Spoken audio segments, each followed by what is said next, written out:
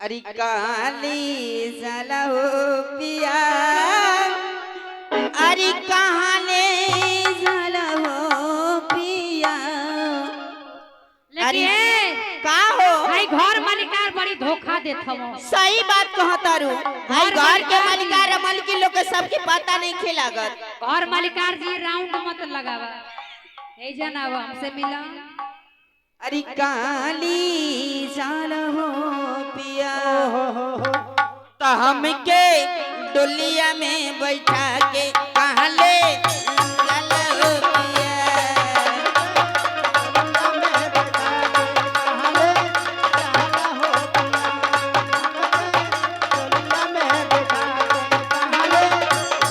कि कहले जलाए पिया, कहले जलाए पिया, त कहले जलाए पिया, त कहले जलाए पिया, कि हमके डोलिया में बैठा के कहले जलाए पिया।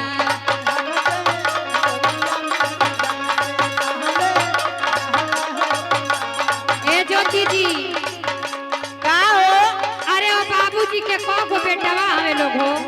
अब बहन ले हो तो नहीं से पता लगल कि को जानी बेटवा लोग बा, को जानी बिटिया लोग बा, को जानी बहू लोग बा। भाई दी कि आके ए भौजी का हो तीने जानी तो हम लोग खाली बताओ, 3 गो मालिकार 3 गो मालकिन आ सबे बाटे।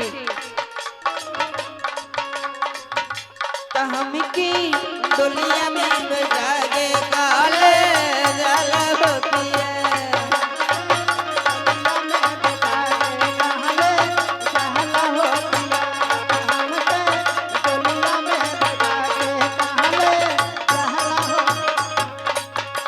और कहीं के बा मास्टर साहब लेके आई घर के बहू लोग के, घर के मालिकार के, घर के दीदिया लोग के और घर के जीजा लोग के पता लागे के चाहिए। सही है, दीदी लोग आवत है यो।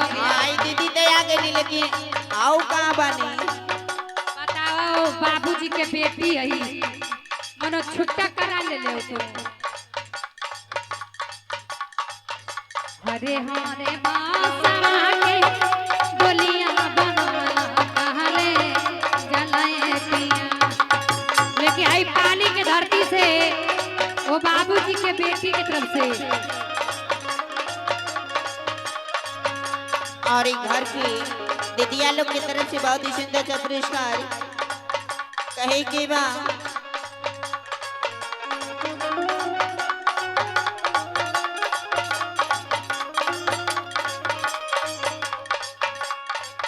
कांची कांची बांसवा के डोलिया बनवला कहाँ ले जाला हो पिया।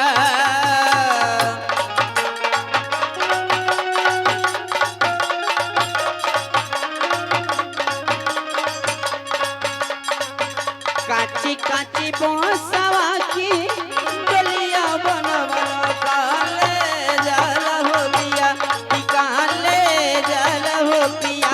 कि ऊपरा तानी के चदरिया कहाँ ले जाला हो पिया। डाली के चदरिया कहले जलाए पिया।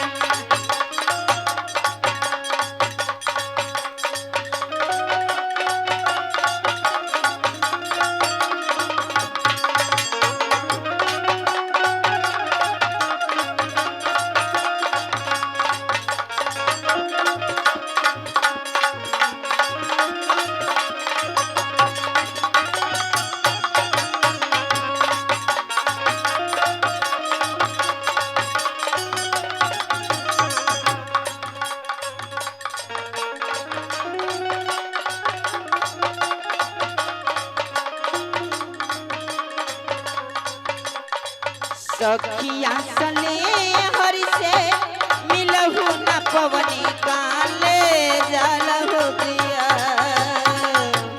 पिया साले हर से मिलहु न पवन कहले जलाए पिया। सखिया सने हर से मिलहु न पवनी कहाँ ले जाला हो पिया, कि कहाँ ले जाला हो पिया। मैहर की नगरिया